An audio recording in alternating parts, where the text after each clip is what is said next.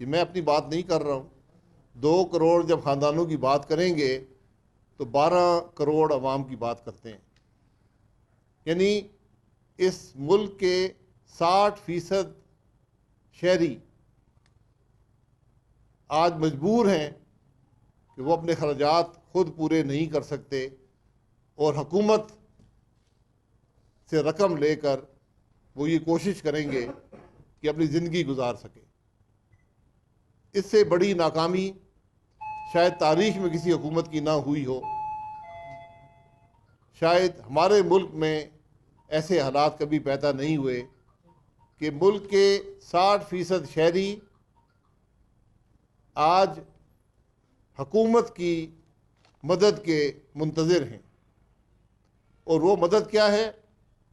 923 روپے فی خاندان فی مہینہ 6 مہینے کے لیے. یعنی ہر مہینے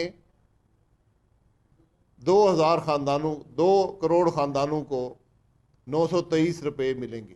یہ ساری مدد ہے. اب میں آپ کے سامنے جب سے یہ ریلیف پیکیج اناؤنس ہوا ہے میں آپ کے سامنے چند گھریلو اشیاء رکھ دیتا ہوں، آپ خود ہی حساب لگا لیں. یہ یہاں آنے سے پہلے راستے میں ایک عام دکان سے ہم نے یہ اشیاء خرد و نوش خریدی ہیں. یہ چینی ہے 150 روپے کلو. یہ وزیراعظم کے پیکیج سے پہلے یہ 120 روپے کلو بک رہی تھی. یعنی 30 روپے فی کلو چینی میں اضافہ ہو گیا اس پیکیج کے بعد. یہ آٹا ہے تقریباً 5 کلو کا پیکٹ فی کلو 80 روپے. یہ آج کیفیت ہے آٹے کی ملک میں. یہ اس ریلیف پیکیج سے پہلے 70 روپے کے قریب یہ آٹا بک رہا تھا.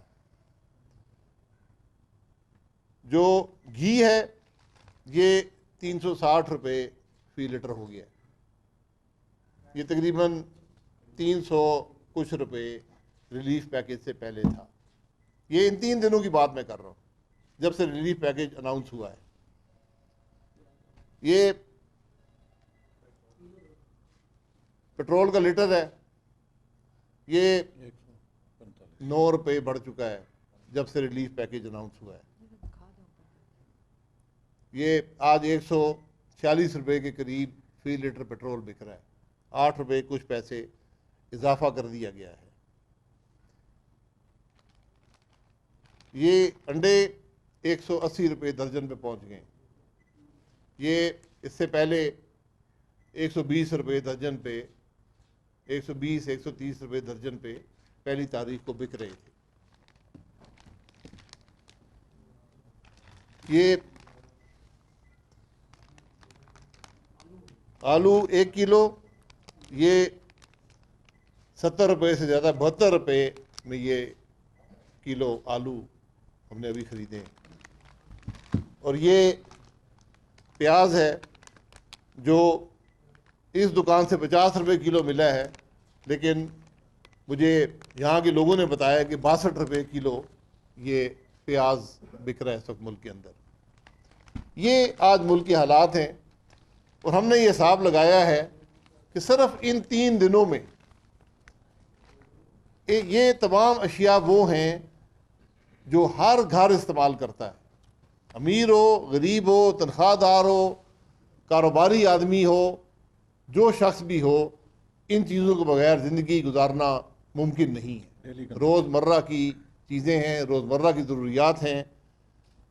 ہم نے یہ حساب لگایا کہ صرف ان 3 دنوں میں ایک عام گھر پر جس میں 6 افراد ہوں 3000 روپے کا اضافی بوجھ ان 3 دنوں میں عوام پر ڈال دیا گیا ہے. ابھی میں نے بجلی کے بل میں اضافہ نہیں رکھا، ابھی میں نے گیس کے بل میں اضافہ نہیں رکھا، ابھی میں نے دیگر جو چیزیں ہیں ان کا اضافہ نہیں رکھا. 923 روپے کا وعدہ، ابھی یہ صرف وعدہ ہے، فی گھر دیے جائیں گے، فی گھرانہ اور آپ نے 3 دنوں میں بوجھ جو ہے وہ 3,000 کا ڈال دیا ہے. یعنی لوگوں پر اگر یہ پیسے 923 روپے مل بھی گئے تو ان کو 277 روپے جو ہیں 2077 روپے اضافی بوجھ ان 3 دنوں میں عمران خان نے پاکستان کے عوام پر ڈال دیا ہے. یہ آج اس ملک کے حالات ہیں، یہ اس حکومت کے حالات ہیں. اور سب سے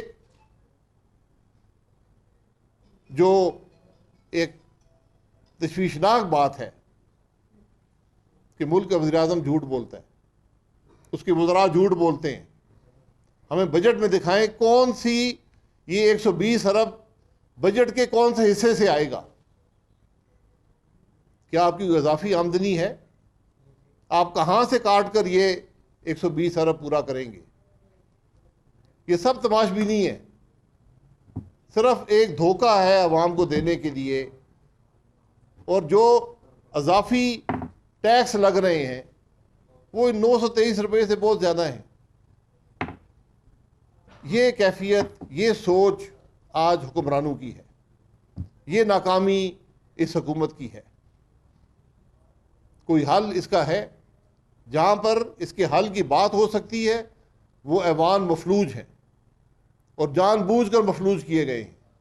ہم مجبوراً آج پریس کانفرنس کر کے یہ مسئلہ عوام کے سامنے رکھ رہے ہیں کہ آج کوئی عوام کی بات کرنے والا نہیں ہے، عوام کی تکلیف کی بات کرنے والا نہیں ہے، مہنگائی کی بات کرنے والا نہیں ہے، غربت کی بات کرنے والا نہیں ہے. یہ کام اپوزیشن کا ہے، لیکن اپوزیشن اس ایوان میں کہاں بات کرے جہاں زبان بندی ہے. آج بمشکل خواجہ آصف صاحب نے قومی اسمبلی میں مہنگائی پر بات کی اور انہوں نے کہا کہ اس پر فوری طور پہ اس پر قومی اسمبلی میں بحث ہو. مہنگائی کے حل کے لیے ہم سب مل کر راستہ تلاش کریں. وزیر اعظم وہ آدمی ہے جس نے کل بھی تقریر میں کہا کہ میں چوروں سے ہاتھ نہیں ملاؤں گا. تو وزیر اعظم صاحب آپ کابینہ کے لوگوں سے ہاتھ کیسے ملاتے ہیں جو آج بھی 40% یہ چینی بنانے والے جو 3 دن میں 30 روپے بڑھی ہے کابینہ کی ٹیبل پر موجود ہیں، ڈاکہ ڈالنے والے کابینہ کی ٹیبل پر موجود ہیں، دوائیوں کا ڈاکہ ڈالنے والے کابینہ کی ٹیبل پر موجود ہیں. 3 سال سے زیادہ ہو گئے، آپ نے احتساب کر لیا ہے. اگر کچھ کرپشن ہوئی ہوتی پاکستان مسلم لیگ نون کی تو آپ کو مل چکی ہوتی. آپ ایک کیس کرپشن کا پاکستان مسلم لیگ نون کی حکومت پر نہیں بنا سکے کیونکہ کرپشن ہوئی نہیں ہے. اپنی چوری چھپانے کے لیے نیب کے آرڈیننس میں تبدیلی کی گئی. 6 دن میں 2 آرڈیننس جاری ہوئے اور ان آرڈیننس کا صرف مقصد یہ ہے کہ اپنی چوری کو استثناء دیا جائے. نیب کے چیئرمین کو جو غلامی کی حد تک آج حکومت کا اہلکار ہے اس کی ملازمت کو طول دی جائے. جج اپنی مرضی کے لگائے جائیں، ان کو ہائی کورٹ کے برابر تنخواہیں رشوت کے طور پر دی جائیں. چیئرمین نیب کو حکومت کسی وقت چاہے نکال سکتی ہے. یہ قانون بنایا جا رہا ہے ملک میں، یہ قانون بنانے کی کوشش ہے. عوام کے مسائل یہ سب یہاں پڑے ہوئے ہیں، اس کی پرواہ حکومت کو نہیں ہے. الزامات لگاتے ہوئے وزیر اعظم کو شرم نہیں آتی. تم الزام نہ لگاؤ، کارروائی کرو. 3 سال میں کچھ ملا ہے؟ کیوں جج ارشد ملک کو تمہیں خریدنا پڑا، دبانا پڑا، بلیک میل کرنا پڑا ایک جعلی کیس میں سزا دینے کے لیے؟ اور آج ملک کے وزیر اعظم ارشد ملک کی ایک فوج تیار کرنا چاہتا ہے کہ میں اپوزیشن کو شاید اس حربے سے دبا لوں. اپوزیشن دبنے والی نہیں ہے. اللہ کے کرم سے 5 سال ہم نے حکومت کی ہے، ایک پیسے کی کرپشن میں چیلنج کرتا ہوں، بار بار کرتا ہوں. اس حکومت کی کرپشن نظر نہیں آتی نیب کے چیئرمین کو، لیکن نظر آئے گی. اس نیب کے چیئرمین کو بھی جواب دینا پڑے گا. یہ وہ چیزیں ہیں. آج خاندانوں کی باتیں کرتے ہیں، خاندانوں کی باتیں کرتے تو احتساب کریں. یہ بات صرف ایک گھٹیا اور کم ظرف آدمی کر سکتا ہے جو ہمارے ملک کا وزیر اعظم کرتا ہے. یہ باتیں کرنے والی نہیں ہوتی. آپ حکمران ہیں، آپ لیڈر آف دا ہاؤس ہیں. اس ہاؤس کو جوڑیں، قانون پر عمل کریں. آج نیب چیئرمین کا عمل رکا ہوا ہے، الیکشن کمیشن کے ممبرز کا عمل رکا ہوا ہے کہ مشاورت نہیں کر سکتے. مشاورت آپ نہیں کریں گے تو قانون پر پورا عمل نہیں کریں گے. اس لیے آج ملک کو ضرورت اس بات کی ہے. آج ملک کے مسائل کا واحد حل جو ہے، کوئی اور حل نہیں ہے. حکومت ناکام ہے، عوام تکلیف میں ہے، ملک مشکل میں ہے. جب ایسے حالات ہوں تو پھر حل ڈھونڈنا پڑتا ہے. حل ڈھونڈنا ہم سب پر لازم ہے، اور واحد حل ہے کہ اس ملک کے عوام کو پھر اپنی رائے کے اظہار کا موقع دیا جائے، اور حقیقی معنوں میں دیا جائے. وہ نہیں ہے جو 2018 میں ہوا. چوری شدہ الیکشن. ملک کو 180 روپے کی چینی دیتے ہیں، 150 روپے کی چینی دیتے ہیں، 80 روپے کا آٹا دیتے ہیں، 360 روپے کا گھی دیتے ہیں. یہ معاملہ چوری شدہ الیکشنوں کا نتیجہ ہے، یہ ہائیبرڈ نظام کا نتیجہ ہے. آج ملک کے مسائل کا واحد حل ایک فوری اور شفاف الیکشن میں ہے. جو بھی اس ملک کے ادارے ہیں سب اسی ملک میں رہتے ہیں، اسی ملک کے ٹیکسوں پر چلتے ہیں. جوڈیشری ہو، فوج ہو، انٹیلیجنس ہو، سیاستدان ہو، سب کا ایک مقصد ہونا چاہیے کہ عوام کی اس تکلیف کو رفع کریں، عوام کو اس تکلیف سے بچائیں، اپنے معاملات سے باہر نکلیں. ڈی جی آئی آئی لگ گیا ہے، نیب چیئرمین بھی لگ جائے گا، الیکشن کمیشن کے ممبر بھی بن جائیں گے. لیکن اس ملک کے غریب آدمی کا کیا ہوگا؟ تنخواہ دار آدمی کا کیا ہوگا؟ اس کی تنخواہ تو نہیں بڑھ رہی، اس کے مسائل میں اضافہ تو نہیں ہو رہا. کیسے لوگ گزارا کریں گے ان حالات کے اندر؟ اس کا جواب کسی کے پاس ہے؟ ان معاملات کا حل 923 روپے کے جھوٹے وعدے میں نہیں ہے. ان مسائل کا حل ملک کو ترقی دینے میں ہے، ملک کی معیشت کو مضبوط کرنے میں ہے، روپے کو مضبوط کرنے میں ہے، ملک کے حالات درست کرنے میں ہے، ملک میں نفاق کو ختم کرنے میں ہے، ملک کی سیاست کو مضبوط کرنے میں ہے. اور کوئی راستہ نہیں ہے. یہ باتیں آپ کے سامنے رکھنی تھی.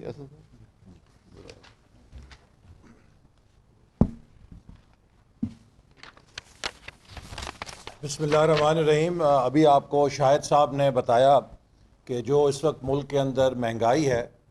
میں صرف کچھ چیزوں کا جواب دینا چاہتا ہوں جو آج وزیر اعظم صاحب نے قوم کو گمراہ کرنے کے لیے کہی ہیں. پہلی بات یہ ہے کہ جو پیٹرول اور ڈیزل کی قیمتوں میں اضافہ کیا گیا ہے، اس کا کسی بھی صورت عالمی منڈیوں میں قیمتوں میں اضافے سے تعلق نہیں ہے، کوئی تناسب نہیں ہے. 2018 میں تیل کی عالمی قیمت اوسطاً تقریباً $65 تھی. عالمی منڈی میں جو فی بیرل قیمت ہے وہ $65 تھی. 2021 میں تیل کی اوسط قیمت عالمی منڈی میں $67 رہی ہے. یعنی کہ اوسطاً تقریباً اس عرصے میں تیل کی قیمت میں صرف $2 اضافہ ہوا ہے. اس کے اندر اتار چڑھاؤ ہوتا رہتا ہے، لیکن اگر آپ ایوریج پرائس لیں تو ایوریج پرائس 2018 میں $65 تھی اور 2021 میں $67 ہے. یہ تقریباً 3% فرق پڑتا ہے. لیکن حکومت نے ان 3 سالوں میں، مئی 2018 میں ہم نے پیٹرول کی قیمت چھوڑی تھی $87.70، وہ آج ہو گئی ہے $145.82، 66% اضافہ ہے. ڈیزل کی قیمت جو ہمارے آخری دور میں تھی $98.76، آج وہ $142.62 ہو گئی ہے، جو کہ تقریباً 44% اضافہ ہے. اب آپ یہ دیکھیے کہ دنیا میں تیل کی مصنوعات یا تیل کی قیمت میں 3% اضافہ ہوتا ہے اوسطاً، ہمارے ہاں یہ 66 اور 44% پیٹرول اور ڈیزل کی قیمت میں اضافہ کر دیا جاتا ہے. یہ کیوں ہے؟ اس کی اصل وجہ وہ ڈیویلیویشن ہے کہ جو 31 مئی کو پاکستانی روپیہ 115 روپے پہ تھا اسے لڑکا کے 175 پہ ڈال دیا گیا. ابھی آج نہیں پتا 172 ہوگا 175 ہوگا، لیکن یہ جو تقریباً 50% کے قریب ڈیویلیویشن ہوئی ہے، یہ ڈیویلیویشن ذمہ دار ہے مہنگائی کی سونامی کی. اور اس ڈیویلیویشن کا تعلق کسی بین الاقوامی مسئلے سے نہیں ہے. اس ڈیویلیویشن کا روپے کی گراوٹ کا 100% نہیں 500% تعلق حکومت کی نااہلی، نالائکی اور غلط فیصلوں کے ساتھ ہے. ہر وہ چیز جو پاکستان ڈالرز میں درآمد کرتا ہے اس کی قیمت کئی گنا بڑھ چکی ہے، اور جب آپ پٹرول اور ڈیزل کی قیمت میں اضافہ کریں گے لا محالہ اس سے آپ کے ملک کے اندر بجلی اور گیس کی قیمت میں اضافہ ہوگا. یہ ایک چین ہے. جب بجلی اور گیس میں اضافہ ہوگا تو ہر پروڈکشن کی چیز میں اضافہ ہو جائے گا، ہر ٹرانسپورٹ میں اضافہ ہو جائے گا. لہذا ایک مہنگائی کا سونامی ہے جو آتا ہے. اس لیے آپ دیکھیے کہ ہمارے ہمسایہ ملک میں بھارت میں کل انہوں نے پٹرول 5 روپے لیٹر اور ڈیزل 10 روپے لیٹر ڈیوٹیز کم کر کے سستا کیا ہے تاکہ اکانومی کو بوسٹ دیا جا سکے، عام آدمی کو ریلیف دیا جا سکے. ہمارے ملک میں ڈیوٹیوں کو بڑھا کے لوگوں کا خون چوسنے کے لیے مزید ان کے اوپر 8 روپے فی لیٹر اضافہ رات کے اندھیرے میں کر کے ایک مہنگائی کا نیا پہاڑ پھینک دیا گیا. آج اسی طرح وزیر اعظم صاحب نے کہا کہ ہماری پہلی حکومت ہے جو لانگ ٹرم پلاننگ کر رہی ہے. میں وہ ان کا بیان سن کے مجھے سمجھ نہیں آئی کہ میں ہنسوں یا روؤں. ہماری حکومت نے ویژن 2025 بنایا، پاکستان کی ترقی کا منصوبہ بنایا جس پر ہم کامیابی سے چل رہے تھے.